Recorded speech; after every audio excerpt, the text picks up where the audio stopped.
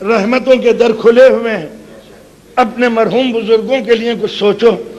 ایک کھانے والوں، یہ جسم کسی کا صدقہ ہے، یہ مکان کسی کا کرم ہے، یہ دکان کسی نے چھوڑی ہے، یہ نسل کسی کی بقا ہے۔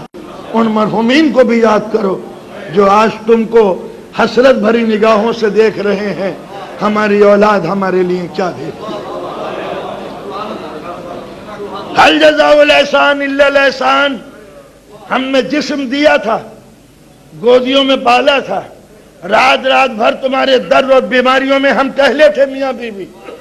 آج ہم گور کی منزل میں اندھیروں میں ہیں، تم روشنی میں ہو، زندگی تمہیں سلامت ہو۔ کچھ دعائیں ہمارے لیے بھی، ہم نے تمہیں قرآن دیے تھے، تم قرآن کا ورق کھولو، وہی ہمارے لیے تحفہ ہے۔ تم نیکیاں کرو، دبا ہوا سماج ابھرے، بھوکوں کو رزق ملے۔ یتیم خانوں کے اندر بھجوانا روایت ہے، یتیموں کو کلیجے سے لگانا اسلام ہے۔ دونوں میں فرق ہوا۔ یہ مدرسے جن سے عالم دین نکلتے ہیں، وہ عالم دین جو تمہارے ہدایت کا ذریعہ ہے، دیکھنا یہ ہے کہ ان کو کھلاتے کیا ہو جو نتیجہ برآمد ہوگا۔ صدقہ، فطرہ، ناپسندیدہ غذا، وہ کھانے جو مرحومین کے نام کے ہیں۔ بیٹوں کی شادیاں تھیں تو رئیسوں کو بلاتے تھے، باپ کے مجمع کا کھانا مولویوں کو بھیجتے ہو۔ جب غذا تم مردہ دو گے تو ان سے زندگی کی امید کیا رکھو گے؟ وہ علم دین جو رسول کا سرمایہ، وہ جو خدا کا دین، اس کے لیے تم نے اپنی وہ رقم معین کی جو پھینک دیتے تو بہتر تھا ان کو نہ دیتے۔ یہ ہے ہمارے سماج، ہمارے کلچر کی دین کہ ہمارے یہاں جو ذہین بچہ ہوتا ہے اسے انجینئر بناؤ، ڈاکٹر بناؤ، پروفیسر بناؤ۔ یہ لڑکا چھٹی میں 6 مرتبہ فیل ہو گیا، اسے مولوی بنا دو۔ یہ بیچارہ یتیم بچہ بھوکا لگتا ہے، کیا کرے؟ مدرسے میں بھیج دو۔ جس بھوکے بچے کو مدرسے میں بھیجا اس سے توقع رکھو گے کہ وہ زندگی کا پیٹ بھرے گا؟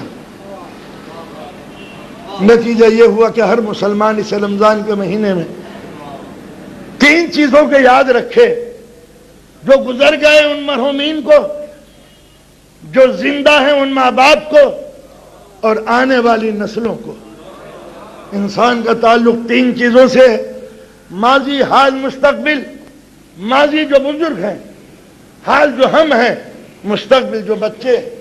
جب تک کہ ان تینوں کا خیال نہ کرو گے، بزرگوں کے ساتھ رکھو، زندگی کو سنوار رکھو، بچوں کے مستقبل کو اس دور کے کلچر سے بچاؤ جس کو ہم ٹی وی کلچر کہتے ہیں، جس کا ذکر انشاءاللہ نفسیاتی تجزیہ ہوگا۔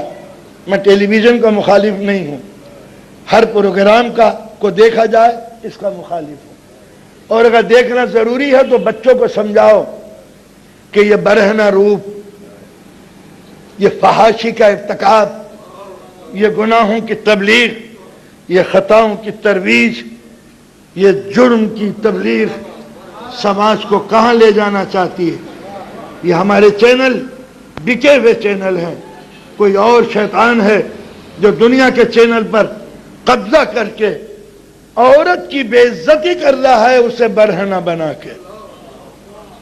لہذا اس مقدس مہینے میں اگر کچھ عزم لے کے نہ اٹھے تو یہ بیت جائے گا، اور پتہ نہیں اگلے سال اس بزم میں کون بیٹھا ہوگا، اس منبر پر کون آئے گا۔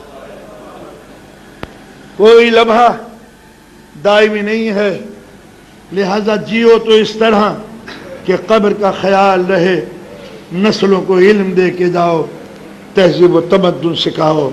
مسلمان کو اللہ نے صرف علم کے لیے بھیجا تھا، دولت کے لیے نہیں، اس لیے کہ دولت غیروں کو دے دی، تم کو اللہ نے علم دے دیا۔ بغیر دولت کے تم مقابلہ نہیں کر سکتے، مگر دولت کما بھی نہیں سکتے۔ سود کا دھندا تم نہیں کر سکتے، ہیروئن تم نہیں بیچ سکتے، چوری ڈکیتی تم نہیں کر سکتے، احتکار تم نہیں کر سکتے، مال کا اسٹاک تم نہیں کر سکتے، پھر کافروں سے مقابلہ کیسے کرو گے؟